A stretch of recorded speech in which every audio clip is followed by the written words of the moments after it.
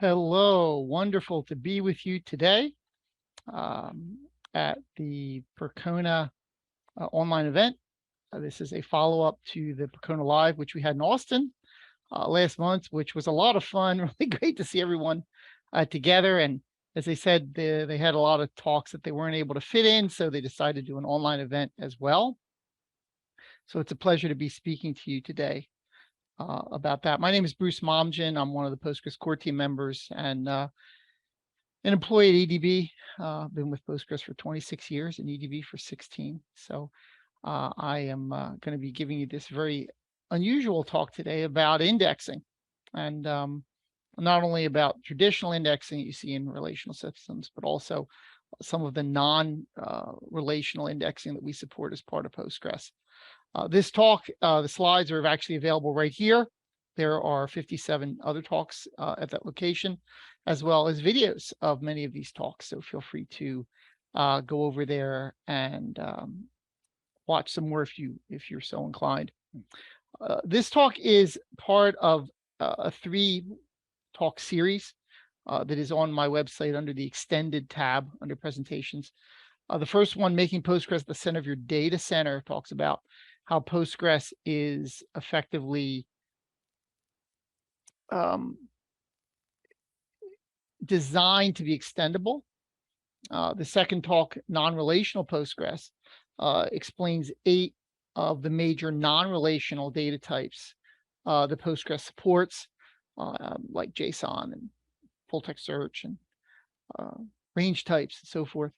So if you're inclined to watch those, you might find them interesting, or at least look at the slides to get an understanding, because if you're not familiar with those types, it might be a little hard to follow, because I'm going to, the first half of this talk is pretty traditional, talking about relational indexing and some of the features that Postgres has that enhance relational indexing. Well, the second half is going to be talking about some of the specialized indexing methods that we use, particularly for non-relational data types, so that it might be helpful for you to be aware of what those are. What we're going to talk about, as I said today, we'll start to talk about traditional indexing. That's the standard B tree that hash everyone's familiar with. Then we'll talk about some of the unusual indexing capabilities that Postgres has for traditional workloads, like expression indexes and partial indexes. They may sound strange to you, but hopefully by the time you're done, they'll make sense. Then we'll talk about bitmap index scans, which is a special way of basically processing indexes and combining them. And then we go into the sort of special area, section 5. We'll talk about non-B tree index types, specifically those index types which are designed to handle non-relational workloads. We'll talk about some of the data types that are used for that support, and then finally give a summary of where indexing makes sense and some sort of quick rules that you can look at to make sure that you're making the best use of Postgres indexing capabilities. So let's talk about traditional indexing to get started. First, B tree. Every relational system seems to support B tree. It's a fantastic indexing method. When I was a consultant in the 90s, believe it or not, most of our indexing was ISAM, and B tree was this new thing. Not new, but sort of new to the industry, because it didn't have the traditional sort of block-oriented approach that ISAM had, and it was much more flexible, much more granular for concurrency and so forth. B tree is ideal for looking up unique values and, of course, maintaining unique indexes. There's really no other indexing that we have that does that better. But as you can sort of allude, there are some cases where if you're not doing that kind of work, then there are maybe other indexing methods that I'll talk about later that may be better. B tree is fantastic for high concurrency because it is row oriented, and it's very easy to identify which row goes with which data row, which index row goes with which data row. Its internal structure is very simple. It's basically a key and then a pointer to a row. Postgres does not have index organized tables, every index is independent of the actual row storage. So it would be index row pointer in one index, and you might have the same row pointer in a different index that is used, has a different key, for example. It is used in a variety of cases. Certainly, if you do an order by, we would use a index in that case, typically with limit. If you're using limit, it makes the order by even more useful because we can pull the first or last couple rows off the index really quickly. In fact, I was just talking to a customer this week about how Postgres does sort of combines order by and limit, and optimizes that. If you're familiar, if you're more interested more in that, there is a talk on my website called Explaining the Postgres Optimizer. And that shows you how the optimizer effectively uses index scans in a variety of cases, including the limit case. Merge joins, again, also in that slide deck. If you need ordered results from the two tables that you're joining, an index can be used. And of course, nested loop with an index scan, again, also in the presentation, are of course very useful. So aside from looking up unique values, which is obviously the number one bullet here, or looking up values that match a specific key, there are these secondary uses, order by, merge join, nested loop with index scan, which are as important in a lot of ways than just direct lookups on the row. So just be aware that that is a kind of interesting use. B-tree is not just for looking up something in a where clause. It can be used for joins. It can be used for limit and order by. But it isn't. B-tree is great, but it isn't perfect, right? First off, a traditional B-tree, and Postgres does handle this later, I'll show you, is the ability to index expressions or functions. Traditionally, a B-tree does not do that. Postgres does. Row control is a little tricky. Small indexes, lightweight indexes, B-tree are typically not very small or lightweight. They're fairly heavy. So we have some options there, as you'll see in later slides. If you're trying to index nonlinear data, B-tree is terrible. Just imagine a two-dimensional space. I'll show you some examples. Closest matches, very hard to do with B-tree. Many duplicates, very hard to do with B-tree, although we have improved Postgres a little bit in recent releases with duplicates. And multi-valued fields, things like JSON and full text search really don't do B-tree well. And I'm going to show you later how non-B-tree indexes are actually better choices for those type of cases. So let's talk about one of the limitations that Postgres handles for B-tree indexes, and that is expressions. Traditional relational systems allow you to index columns, but you may want to be using a column as part of an expression or as part of a function call. And as you can see in this example here, if I'm using a lookup on a lower function call, a lower case the name column, if I create an index on name, that does not help me because effectively the query is not really looking up the name, it's looking up lower of name. And the third query here is actually the way Postgres handles it. It actually allows you to index a function call. And if you use that function call in your query, the index will be used. So let's look at an example of that. What I have here at the top is I create a list of 1,000 customers, all with customer 1 to 1,000, just numbers. And then I create an index on name, and you can see right here in this query, it properly does index this customer and actually uses an index right there, index only scan, because I'm looking up the name directly. Now, without a special index, if I actually go and do a where clause on a function call of name, you can see that the system has no idea how to process that using an index, and it resorts to a sequential scan.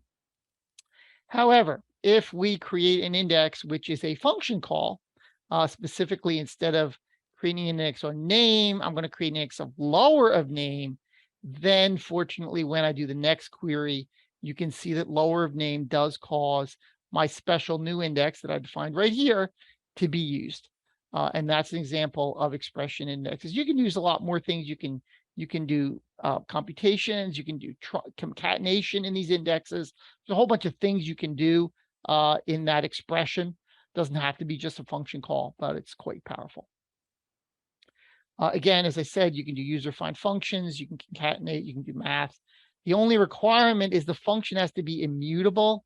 Most functions are, so you probably don't have to worry about that. But if you ever get an error saying the function can't be used, it's because you've used a function that's not always returning the same results at all times. And of course, that would cause a problem. Okay, the second example of Postgres using specialized indexing is something called partial indexes. This may not seem super useful to you, but I think it is. What a partial index allows you to do is to index only some of a table. So why would you create an index on all the rows if you know that most of your queries are not going to be looking up all the rows? Maybe there's a very hot part of your table that you're going to be using a lot, and there's a part of your table you're probably not using very much at all. I think the classic case for me, I used to work on an accounting system, and we had a lot of accounts receivable records, as you can imagine. And we had a little Boolean flag, which indicated whether the record was zero, whether the invoice was zero balance or not. Well, as you can imagine, we were looking up non-zero balance invoices all day and very rarely looking up zero balance indexes. So one of the unusual cases would be to actually index just the non-zero index, the non-zero invoices. And that would allow you to have a much smaller index and allow lookups to be much faster. So the advantage here is that the index is smaller, it fits in memory, it's not as deep, so it's more shallow, so you can get to the rows quicker.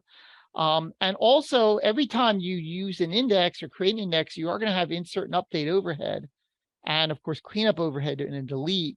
So if you're not going to be using the row, adding the index and requiring the index record to be added and then updated or removed is overhead. And if you don't need it, it's actually not a good idea not to use it. Now, we can still see all the rows, right? So the rows are still there. Even if we only index part of it, all the rows are still there. It just means we may not use an index for those rows. We may have to do a sequential scan, which may be fine if you're not doing this quite very often. Let's take a look at this. There's a little convoluted example here, but what I basically did was I just altered the customer table and I added a state field, and I basically identified a batch of customers, excuse me, which are in Arizona. So those would be the Arizona customers. And I can now create an index, and the specific part here about partial is I've got a where clause on the index. So you may not have seen this before in other databases, but in Postgres, you can add a where clause to an index.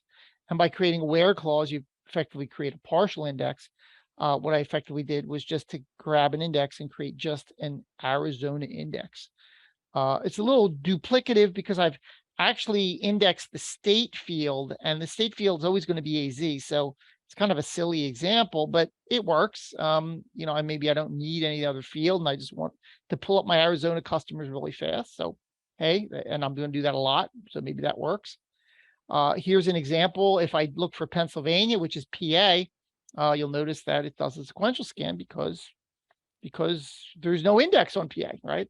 But if I do Arizona, as we do in the second query, you can see that it does a bitmap index scan on Arizona, which is kind of nice. A little more sophisticated example would be to use a different column in the as the indexed column. So in this case, I've said state equals Arizona, but I've actually used a name field here. So of course, if I just look in general for all the rows, cust 975, it doesn't use an index, and the reason is because it doesn't have the where clause for Arizona. It wouldn't find all the rows because, as you remember, the index only has Arizona rows. But if I actually look just for Arizona, you can see that index is being used. This index right here. And if I ask for just Arizona and the name, or just Arizona, you can see that index is used. in both cases. So again, it's kind of interesting. Maybe that's not super useful, but just be aware that is a capability. If you're ever in the need of indexing some of your rows and you just don't want the overhead. I have a blog entry about that. The overhead of indexing is not zero.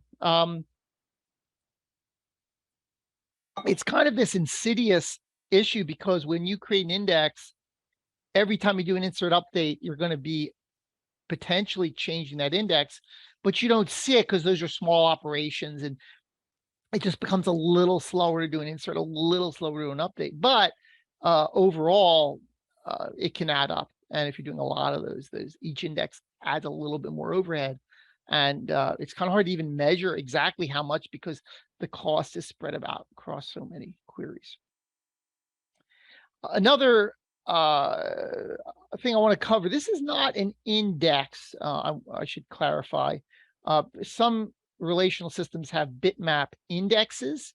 Bitmap indexes are very useful for static data like a data warehouse. Postgres does not support bitmap indexes. I think there's a good reason for that. We basically use whatever index we have available, whether it's a B tree hash or something else. And we can create an in-memory bitmap, which allows us to join indexes as though they were bitmap indexes, but we basically create the bitmap on the fly, which works really well. So when bitmap indexes are used, when an index lookup potentially might generate multiple hits on the same heap page, so we're not reading the same page over and over again.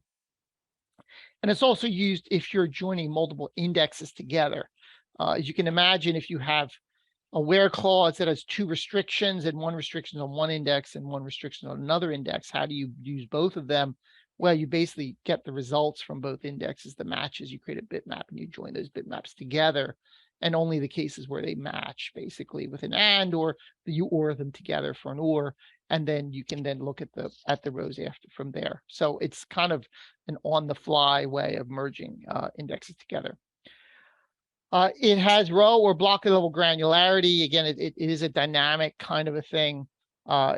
It's really nice. It does ands and ors. It's automatically enabled by the optimizer. So if you ever see a bitmap index in the explain plan, that's what it's doing. It's basically creating something on the fly. Here's a little example. If I have index 1 and index 2, and I have an and clause between them, I effectively can create an and of the bitmaps and then get all of the rows that match both indexes and then look up the results really quickly. And that's just an example of how it works.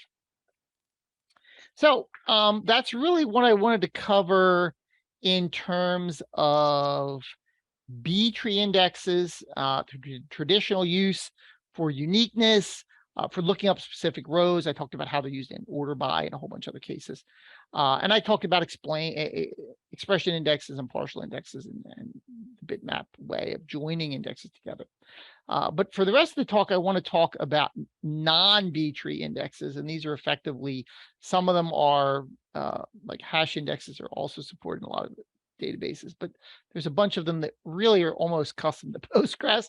They're not custom to computer science, but not a lot of relational systems support these non-traditional non-B tree indexes. And frankly, these indexes are incredibly powerful.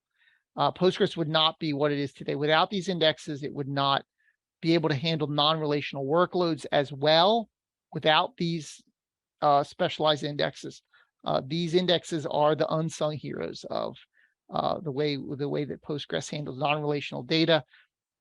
I should also mention that our Russian colleagues are primarily responsible for most of these index methods and several of our non-relational data types as well. So for some reason, that has been something that they've focused on in previous years, and it's obviously Postgres continues to benefit from their work. The first one actually was done by a gentleman in Chile as part of obviously the larger community. But this is called a BRIN index. It stands for Block Range Index, and it is primarily designed for data warehouse. So these indexes are very small. I'll show you an example in a minute. It effectively stores a minimum maximum value across a range of blocks. It allows skipping large sections that would not necessarily contain those values. It's ideal for naturally ordered tables, things that are like chronological, for example, would be very easy to use this index for. They're not expensive to update. They have very little column cost, but they are slower than B trees. And we have enhanced this index somewhat in Postgres 15 and 14, allowing, for example, to have multiple min-max ranges for a specific index. You can now, instead of having one min-max, you can have multiple of them. It'll giving obviously better granularity for exactly how these block range indexes work. Generalized inverted index. This is really the workhorse, I think, for our JSON data type. It is fantastic for indexes that have duplicates. So things like text documents, JSON, multidimensional arrays. It's basically an inverted index where you store the key once and then you store all the matches. There's some incredibly interesting compression that goes on. This index has been improved over the years, so it keeps getting faster and more compact. It's optimized for multi-row matches. So as B-tree, I would say, is sort of optimized for single row matches. This is optimized for multi-row matches. The key is stored only once. It's basically, there is some expense here, as you can imagine, to update the index. So we have a special batching mechanism, which allows you to make some updates to the index, and they sort of stand in a holding area. And then as that holding area gets full, that eventually flows into the main index. But all of the lookups of the index look at the holding area first before they go to the main index. So there's not a question of correctness here. It's just a question of a delay of actually updating the index versus keeping them in that holding area. And I said it has really interesting compression capabilities and multi-column filtering. GIST, which you may have heard of before, it's a generalized search tree. Again, we're starting to see this came from Berkeley as sort of a generalized way of looking up data. This, I would say, is the catch-all for our non-relational types. So GIN is great for duplicates. GIST is great for things like geometric types, which are effectively two-dimensional. Range types, which have a start and a stop. In a way, those are two-dimensional as well. HStore, int array, trigrams, these are all PostGIS. These are all this is a very useful data type for that sort of two-dimensional, multi-dimensional kind of data. It also supports a distance operator, which is actually kind of interesting, where you can get the distance from various, the closest neighbor to various things. I have an example of that in my other talk. SPGIST, this one's a little hard to kind of get your head around. I have some examples later on I'll show you. But SPGIST is very similar to GIST, except it allows the key to be split apart. The term is decomposed. So you can effectively take a string, and if a lot of the strings have the same prefix, you can not have to store the prefix over and over again. It kind of splits apart a long string into smaller pieces, and then they can be partitioned in different sizes. And I'll show you some examples. Once you see the example, I think it'll make more sense. Hash indexes, this has been around for a long time. I was embarrassed before Postgres 10 because they weren't crash safe and they weren't replicated, but that is long ago. Frankly, in Postgres time, 4 or 5 years ago, we made them crash safe. They are really only good for equality and non-equality lookups. You can't really do range lookups with hash because of, obviously, you have to look up specific values. So if you thought I was just kind of making these names up, Postgres, as I mentioned in my Postgres at the Center of Your Data Center talk, has a capability called extendability. And this extendability actually covers indexes as well. So in that talk, I talk about how you can create your own data types, how you can create your own aggregates, your own operators, your own typecasting. Well, you can also create your own index methods in Postgres. And in fact, I actually did a query of the PG_AM table, which stands for access method table. And you can see that I've actually listed, the 6 indexes I just talked about, and why, how they're used. So this is a great slide. I think if what I've told you is like way over your head, this slide is great. B-tree is great for unique indexes. Brin is great if you're indexing many columns. Gin is great for duplicates. SP_gist is great for duplicate prefixes, and gist for everything else. So if there's anything, if that's the only thing you need to remember from the first half of the slides, that's great.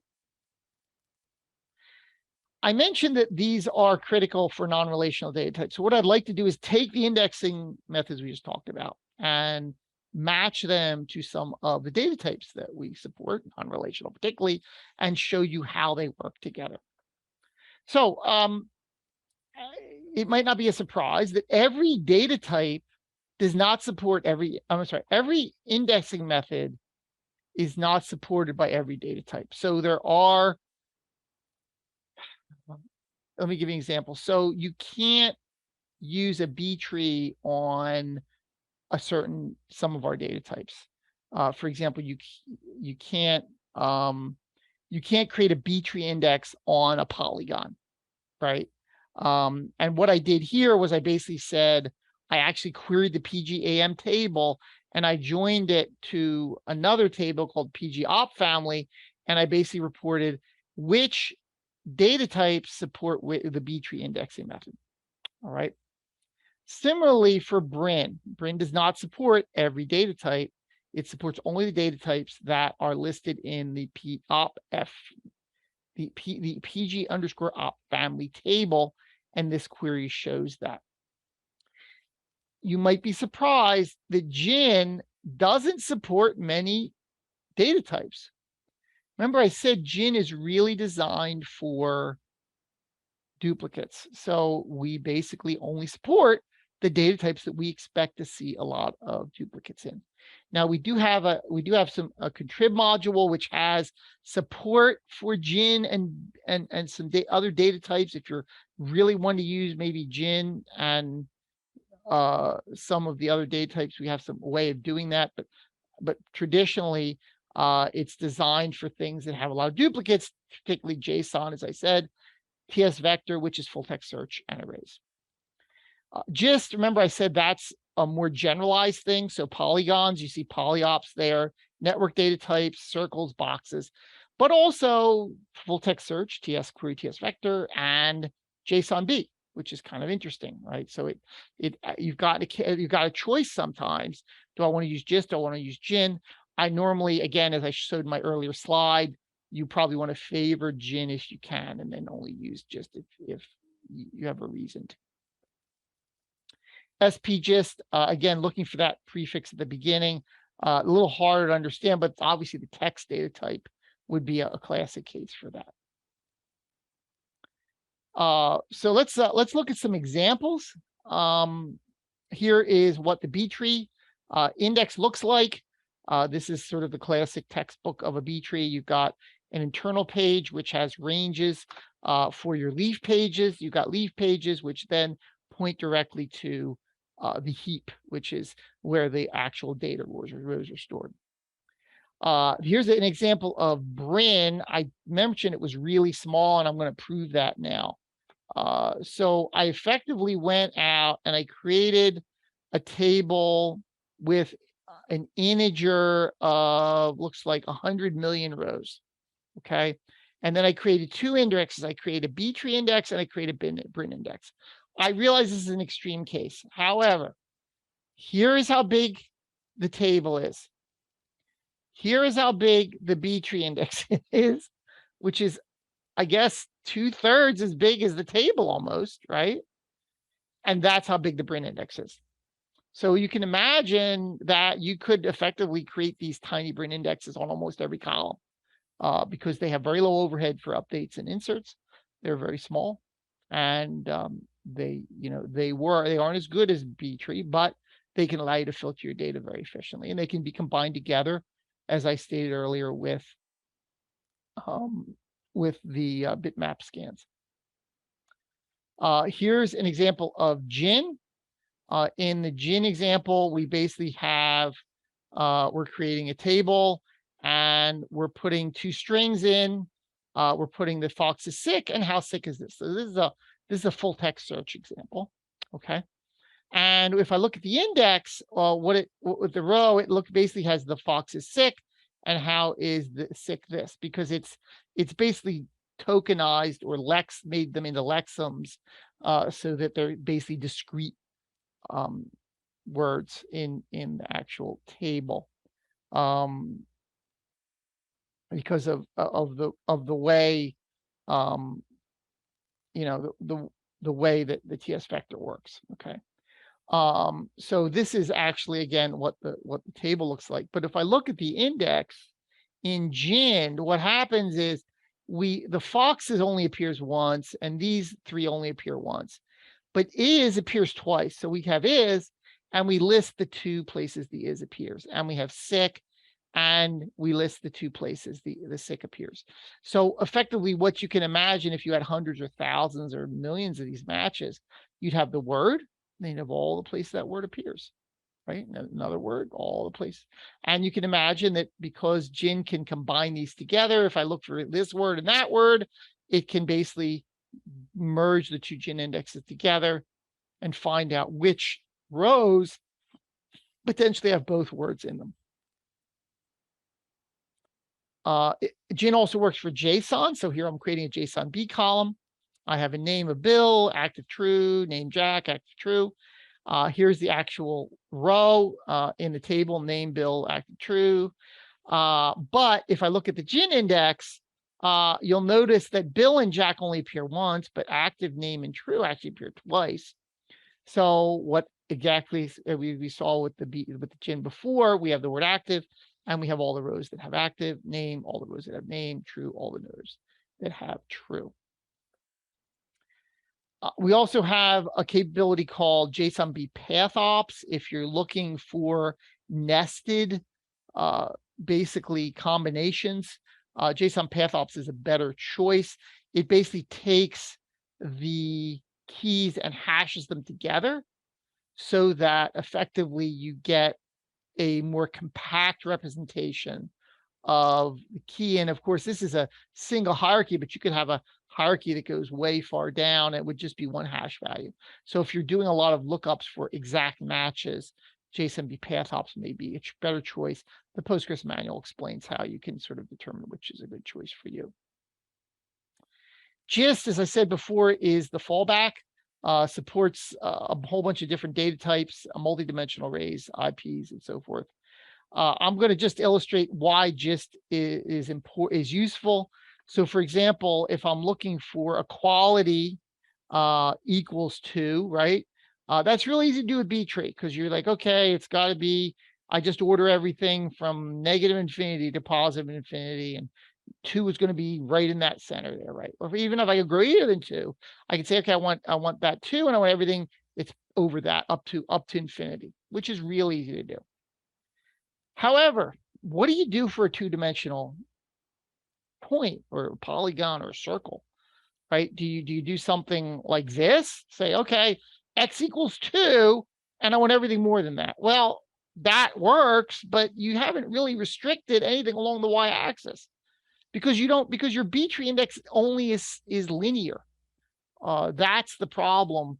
That's why B-tree indexes are really inefficient for multi-dimensional values like range types and polygons. However, GIST for polygons implements something called R-tree. It's basically a indexing method that represents concentrically smaller boxes.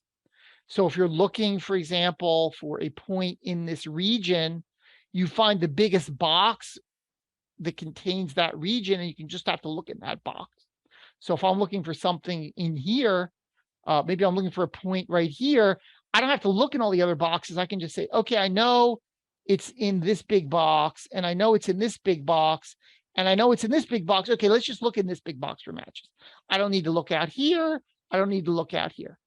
And that's one of the sort of abilities for just to handle this nonlinear data like that.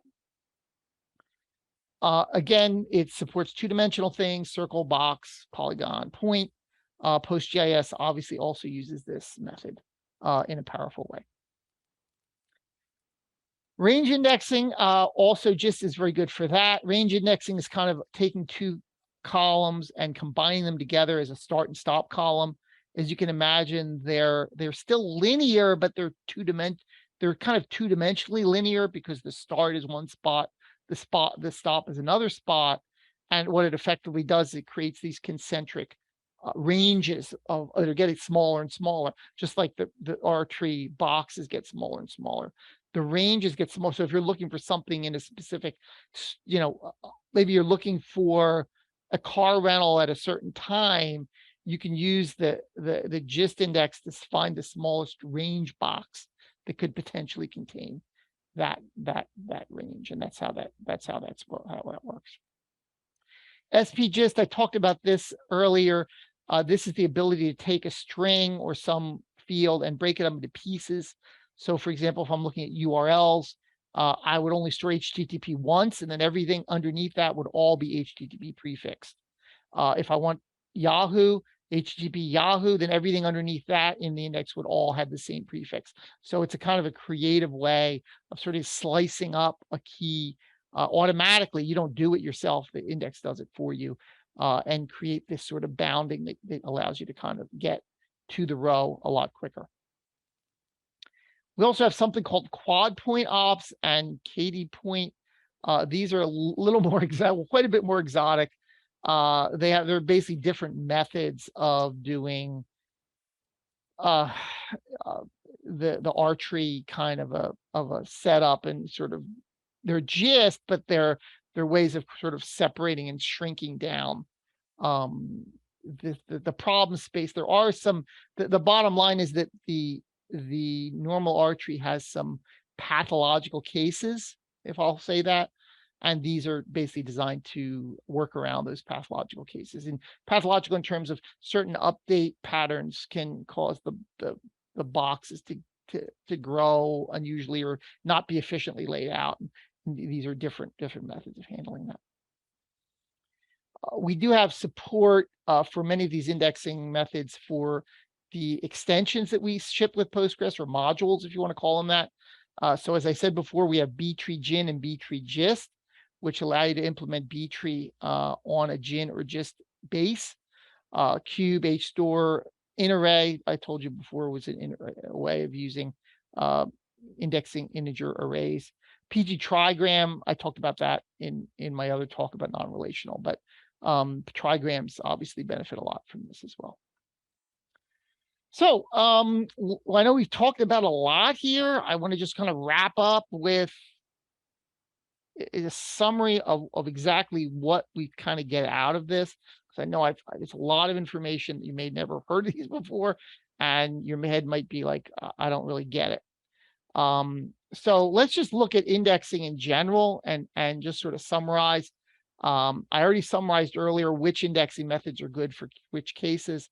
But even the ability to create indexes, how do you know when to do that? Well, we do have some statistics in Postgres. For example, there is a pgstat user tables, which has a sequential scan field. If you see a lot of sequential scans happening and you believe that an index would help, you can actually look and try adding an index and see if some of your queries go faster. You can run explain, particularly also via pgstat statements or pgbadger, to look for queries that are running a lot, and maybe look at the explain plans and see maybe if there can be enhanced by an index. But sequential scans are not always bad, right? There's a lot of queries that run just fine with sequential scans, and indexes either wouldn't be used or the overhead of the index might be a lot, particularly if you run the query once a day, right? It might be too much overhead during the whole day to maintain the index versus just living with a sequential scan once or a couple times a day. Also, if you can look at how much indexes are used. We have a pgstat user indexes. If there's few index scans, it means that index may not be used, and you might want to remove that index because, again, having an index that isn't used is still costing you disk space, and it's also costing you the insert update overhead that you're paying at the front while queries are running. The delete cleanup, you're not paying, you're paying, that's a vacuum operation that happens in the background, but the insert update overhead is actually happening while you're doing the inserts and updates. So that index is costing, and if it's not being used, it should be removed. When you're evaluating different index types, because I've thrown so many different types of indexing at you, this is the criteria that I use, right? How long does it take to build the index from scratch? Is that important to me? It might not be, it might be, I don't know. Particularly if you're doing a temp table, the index creation time may be pretty important. Some indexes are much quicker to build than others. What is the storage size? As I showed you before, a Brin index is tiny, a B-tree index is huge, right? So keep in mind what you're actually storing and how much disk space, because that index to be used is going to have to be loaded into RAM, obviously, and you're going to have that overhead. It's going to be stored in the shared buffer cache and so forth.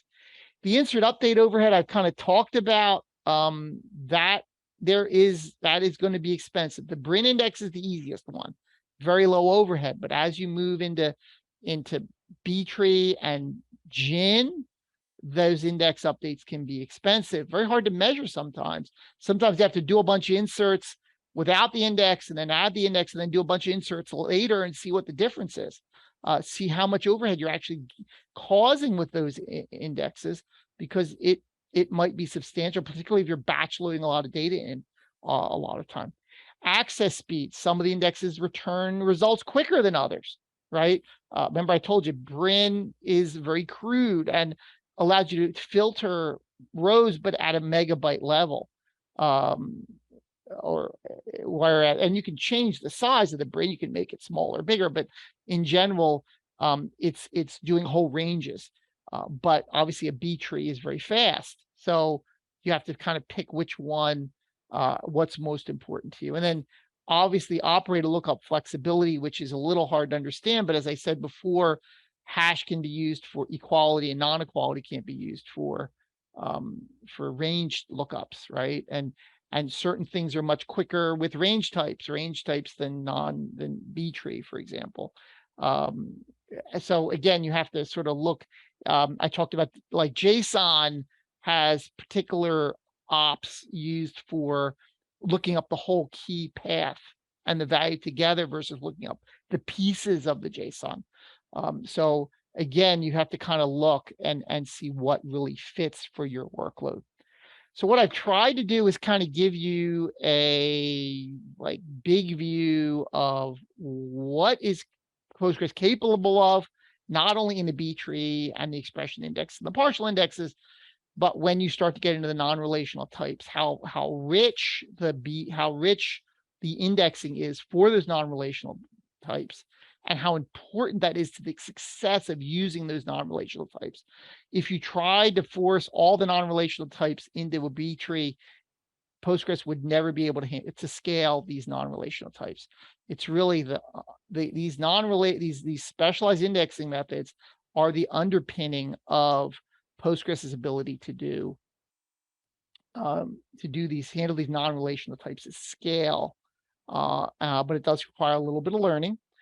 So hopefully this talk has helped you to learn those things and given you some other things to kind of research. So thank you, and it's been wonderful to talk to you today.